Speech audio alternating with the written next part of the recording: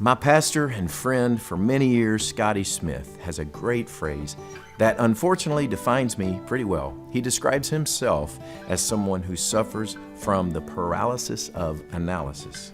And boy, can I relate to that one.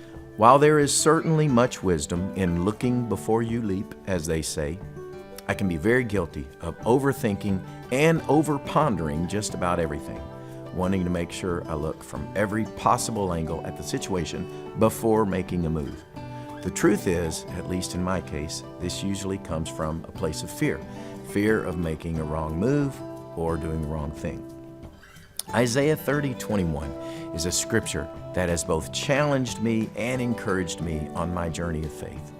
It says, "You will hear a voice behind you saying, 'This is the way, walk in it,' when you turn to the right or when you turn to the left."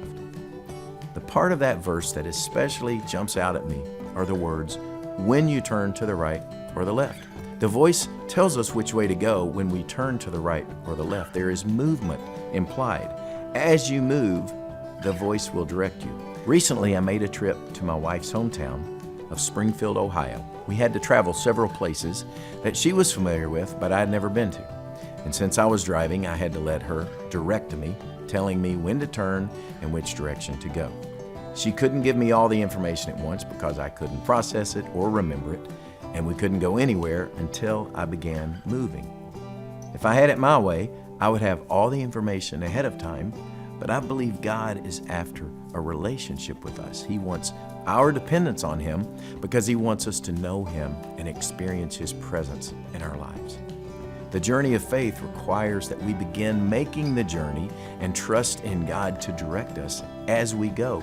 There is movement implied in that scripture. As we turn to the left or the right, then we will hear Him say, "This is the way to go." And there's definitely faith implied in this scripture.